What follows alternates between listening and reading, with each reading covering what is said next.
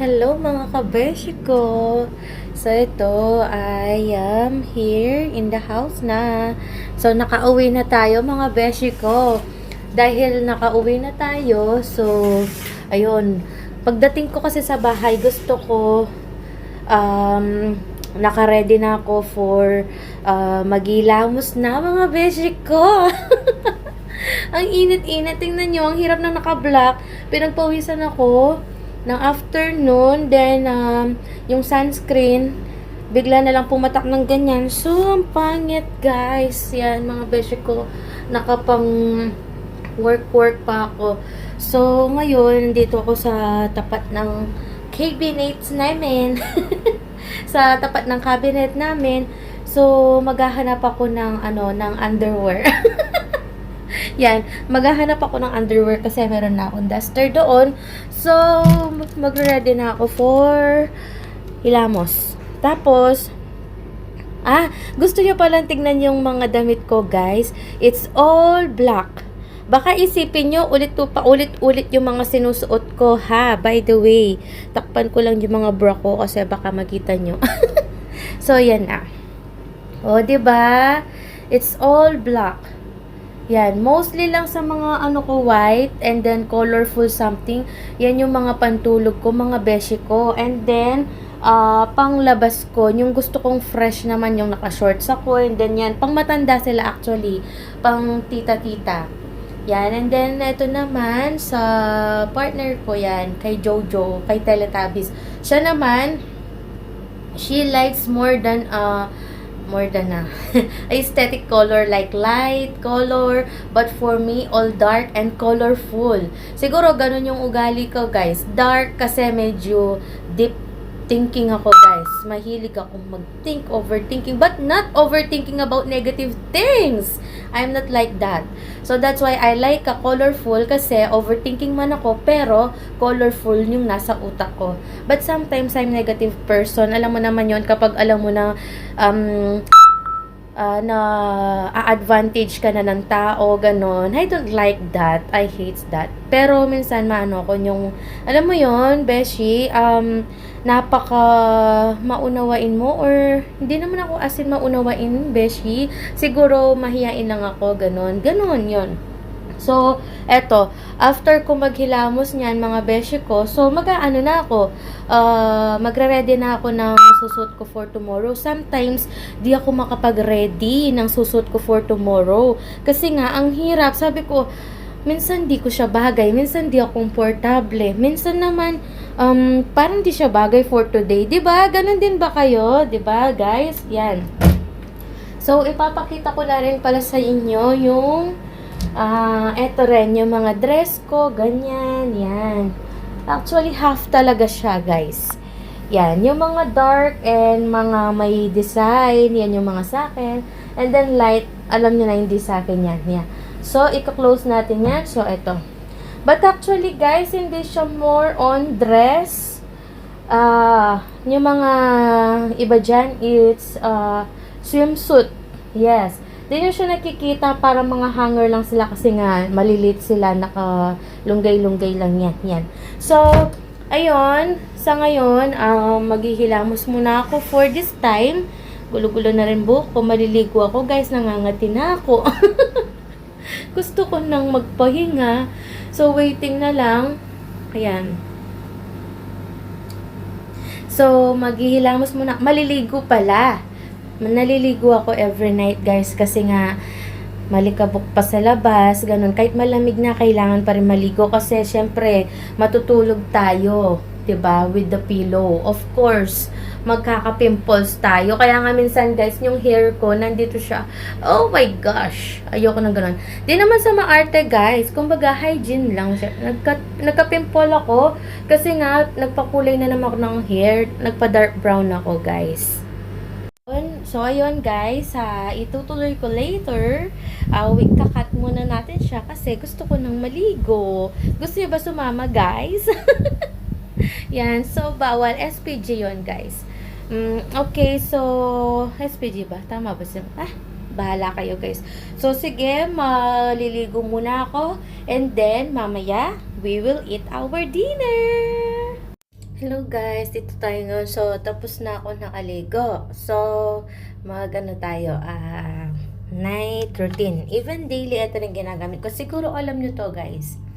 This one, uso to, the ordinary glycolic acid with a 7%. Yan.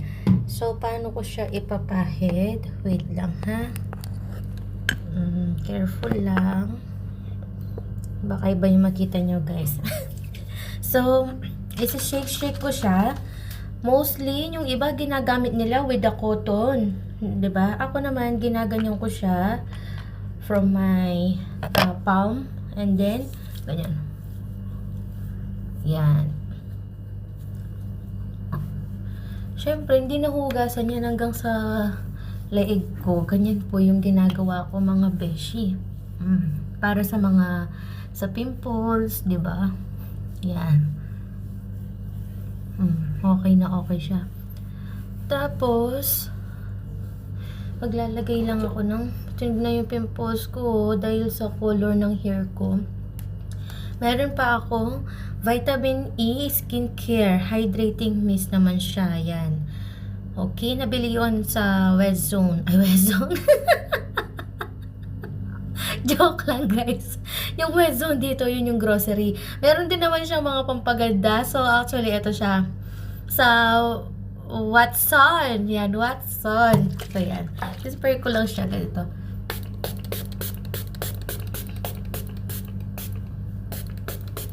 Alam nyo guys, anong amoy nito? Amoy honey na may, ano to, na may flower ganyan. Pero mas amoy ano siya, honey. Ayan. Basta malayo lang ng konti sa'yo kasi mahap din sa mata, guys. So, yun lang. Ito lang yung ginagawa ko sa night routine ko, guys. Kasi dati, ang dami kong ginamit. Kung matatandaan ninyo, before, yung ano ko, mukha ko, guys, sobrang pimples ko. Anong tawag kasi doon? Nag-lockdown. Nag-lockdown yung mga pimples, joke. Nakalimutan ko guys, basta lumalabas yung pimples. So, ayun lang. And then, papatuyuin ko na lang yung hair ko sa AC or hanggang matuyo siya. Minsan matutulog na lang kapag antok na ito. Matutulog ako na basahan yung hair ko. Tulad ngayon, sinisipon ako. Siguro doon ako sinisipon. And then, bakit ako sinipon? Kasi may AC na. Malamig yung AC guys. Kaya lang sanay talaga ako na mabilis akong makatulog na may electric fan yung ulo ko. I will show you later, guys. So, ito na nga, guys. Basang-basa pa, diba? Tapos, ito pala yun. Yan. May electric fan pa ako dito, diba? Pero may AC. Ayan. Gusto ko kasi yung nahanginan yung ano ko, yung ulo ko, tsaka yung braso ko dito. Kasi, kapag alam kong sobrang lamig, tapos fresh na fresh, yun talaga nakakatulog ako. Kaya nga nung nasa Pinas ako, kapag nasa bahay ako guys, gustong gusto ko yung nasa likod ako. Sa likod kasi pagpasok mo ng bahay namin, 'di ba, may gate. Then may balcony, terrace, tapos may sofa, tapos dining, tapos kitchen. 'Yon. So doon yung dirty kitchen namin. So tapos gusto ko doon guys, yung kukunin ko yung folding foam namin, yung extra foam namin, ilalagay ko sa likod ng bahay, sa likod namin, doon sa may dirty kitchen. Doon ako matutulog, basta nakakumot ako hanggang dito, yan. Kumot na kumot yan, kahit na mainit pa yan guys. Talagang nakakumot ako. Tapos naka-electric fan lang ako. Okay na okay. Pero syempre, kapag may tao, maraming tao, 'di ba? Ayun, kapag napagtripan ko, doon ako sa kwarto nila mama, nila daddy, ganyan. Doon ako sa kwarto nila. Hala, syempre, tipid tayo ng kuryente, guys. Bawal din mag-AC. Ano lang tayo? Electric fan. Gusto ko nakakumot din ako kahit mainit. Yan, nanonood na ako ng TV, cellphone, ganyan. And then, kapag gabi, doon kami mag-AC. Syempre, ganun, kailangan matipid, di ba? Pero ngayon, kahit papaano, ayun, napa-AC namin yung sofa namin, area. Tapos, kapag may bisita, so, naka-AC na rin sila. Kaya lang yung bahay, medyo mainit talaga siya, guys. Akalain mo, may AC na, centralized AC, pero hindi pa rin niya kaya yung lamig. So, ngayon, ng father ko, tsaka nila mama, na pinalagyan nila ng door ng parang pang-separate doon sa may gitna, gano'n. Para kung gusto nila dito, may AC. Yung mga bisita, ganyan, relatives, mga ano, 'di ba 'yun? Tapos yung mga barkada, gano'n, or mga classmate nila mama, gano'n.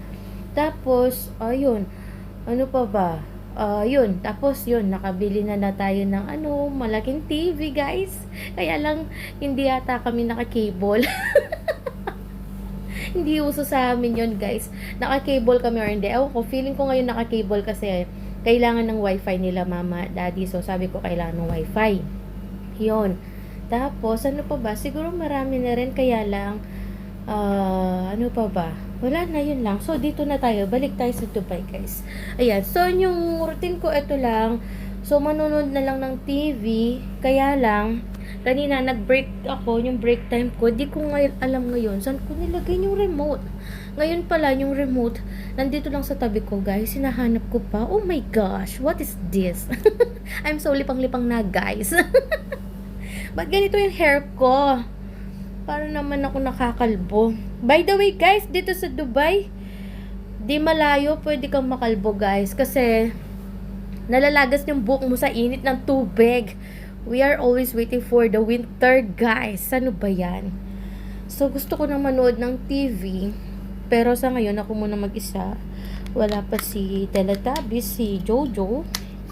Ngayon, eto, mag-isa ako, nagpa-vlog. So, ako lang mag-isa. Tapos, kinakatakot ko pa sana. Minsan, wala kang mapanood na scary dito.